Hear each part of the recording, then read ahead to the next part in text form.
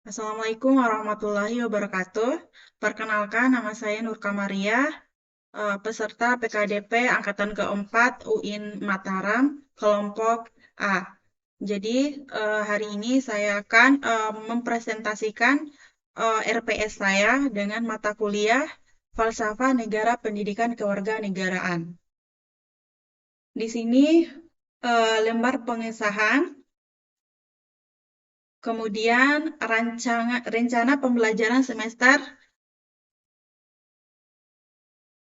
Nah, di sini capaian pembelajaran CPL Prodi yang dibebankan kepada mata kuliah. Kemudian capaian pembelajaran mata kuliah di sini ada 7 CPMK. Kemudian kemampuan akhir tiap tahapan pembelajaran.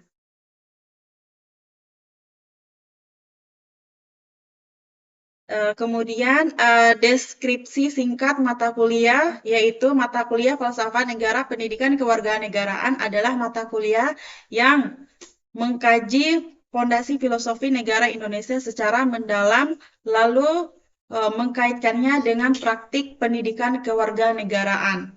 Kemudian bahan kajian materi pembelajaran di sini ada sampai 12 materi.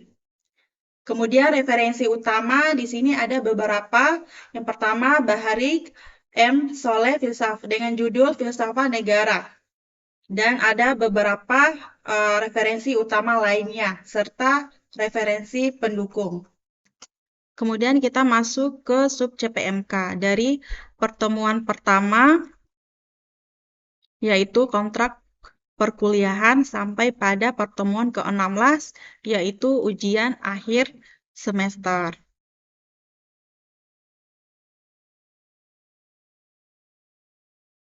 Dan di indikatornya saya memasukkan nilai-nilai integrasi di setiap sub CPMK-nya. Nah, salah satunya itu saya ambil dari sub CPMK yang ke pertemuan ketiga, yaitu memahami dan menganalisis pendidikan kewarganegaraan. Nah, di sini nilai integrasinya yaitu mahasiswa mampu menganalisis konsep, tujuan, nilai, dan implementasi pendidikan kewarganegaraan dalam kehidupan bermasyarakat, berbangsa, dan bernegara berdasarkan nilai-nilai Pancasila dan konstitusi.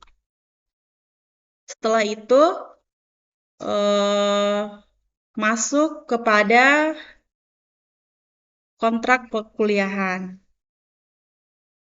Di sini ada manfaat mata kuliah, yaitu menjadi landasan penting bagi pengembangan pengetahuan dan keterampilan mahasiswa dalam bidang kajian falsafah negara pendidikan kewarganegaraan pada ilmu pengetahuan dan pengajaran.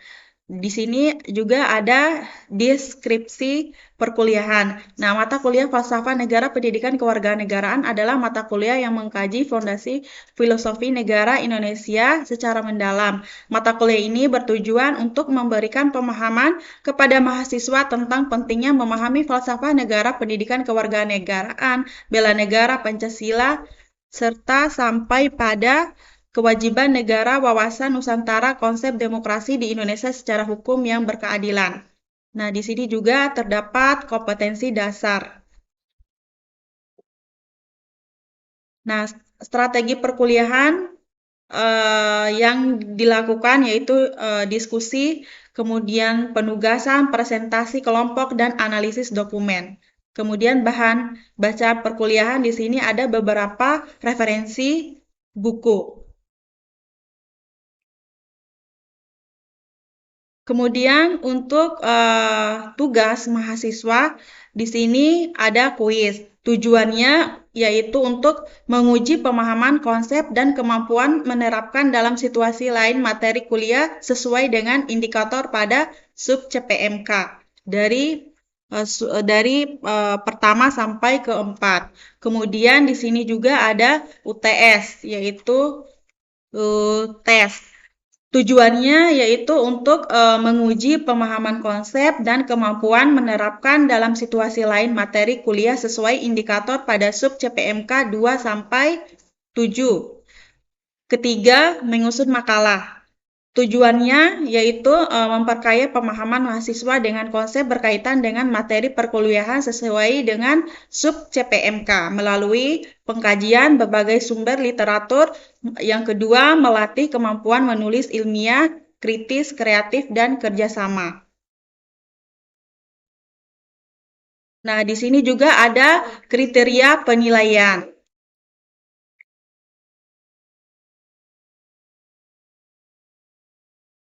Nah, kemudian kita masuk pada lampiran kedua atau rancangan tugas mahasiswa.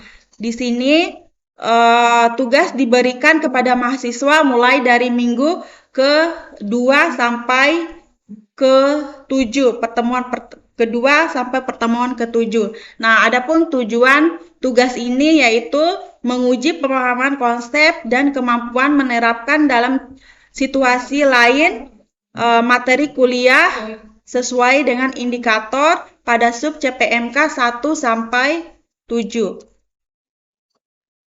Lalu tugas yang kedua yaitu ujian tengah semester. Nah, ujian tengah semester ini diberikan kepada mahasiswa pada pertemuan ke-8 dengan tujuan yaitu menguji pemahaman konsep, kemampuan menerapkan dalam situasi lain materi kuliah sesuai indikator pada sub CPMK. Kemudian untuk uraian tugas di sini ada beberapa, salah satunya objek tugas yaitu mengerjakan soal tes esai dengan mengukur pencapaian indikator pada sub CPMK 2 sampai 7. Kemudian masuk pada tugas yang ketiga yaitu penyusunan makalah. Jadi penyusunan makalah ini diberikan kepada mahasiswa pada minggu ke-9 sampai ke-15. Tujuan tugas yaitu memperkaya pemahaman mahasiswa dengan konsep berkaitan dengan materi perkuliahan sesuai sub CPMK. Sub CPMK ke-9 sampai ke-15 melalui pengkajian berbagai sumber atau literatur. Kemudian tujuan yang kedua, melatih mahasiswa mampu menulis karya ilmiah, kritis, kreatif, dan kerjasama. Kemudian masuk ke tugas keempat yaitu presentasi. Presentasi makalah dengan tujuan tugas yaitu mempertajam pemahaman mahasiswa dengan konsep presentasi atau dialog sesuai materi perkuliahan yang ada pada sub CPMK ke-9 sampai 15. Kemudian tugas yang kelima yaitu ujian akhir semester. Ujian akhir semester ini ada pada minggu ke-16 dengan tujuan menguji kemampuan mahasiswa memahami materi perkuliahan yang telah didiskusikan di kelas sesuai sub CPMK. Kemudian lampiran ketiga, instrumen asesmen. Di sini terdapat kisi-kisi kuis dan ini juga ada soalnya. Ada soal, kemudian terdapat juga rubrik penilaian.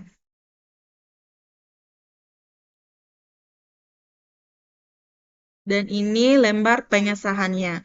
Di sini juga ada pengusunan makalah. Di sini juga terdapat kisi-kisi dan juga deskripsi tugas. Dan di sini juga terdapat rubrik penilaiannya. Dan juga ujian tengah semester juga terdapat kisi-kisinya dan soal.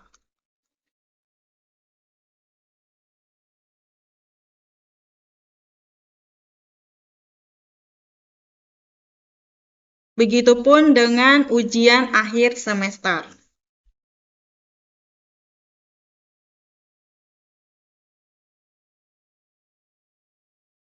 Dan terdapat juga lembar penilaian diri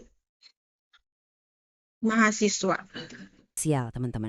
Jadi Kemudian perilaku untuk tertib media itu adalah bukti pembelajaran, nyata dari jadi identitas materi yang nasional saya kita. ambil di media Oke, pembelajaran sekarang itu kita ada sampai di pada sub bagian CPMK keempat, yang Pancasila ke-5 di era dengan digital, judul materi Pancasila menavigasi sebagai tantangan ideologi modern. bangsa dan negara. Boleh dibilang, ini adalah medan pertempurannya generasi kalian.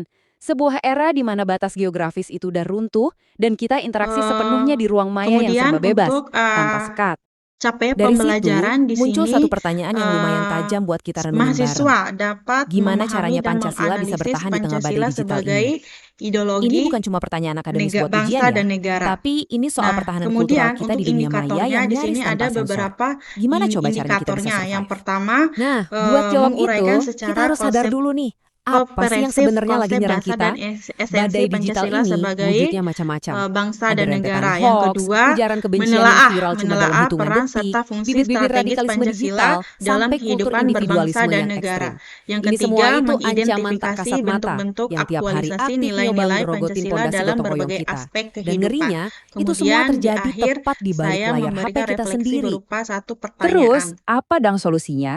Gampang, jadikan Pancasila Yaitu sebagai bagaimana benteng Pancasila digital bertahan kalian. di tengah Kita itu sama badai sekali nggak perlu nutup digital. diri atau parno sama Nah, kemajuan teknologi global. Nggak gitu konsepnya. itulah Sebaliknya, pemaparan jadiin nilai-nilai Pancasila dari ini sebagai filter PPS cerdas dan pas juga kalian lagi nyerna derasnya arus informasi. media Jadiin pembelajaran dia saya. jangkar Saya yang bisa ucapkan ngejaga terima kewarasan kasih. kita, Saya akhiri. tautan sosmed Wassalamualaikum udah mulai warahmatullahi toksik dan wabarakatuh. memanas. Intinya,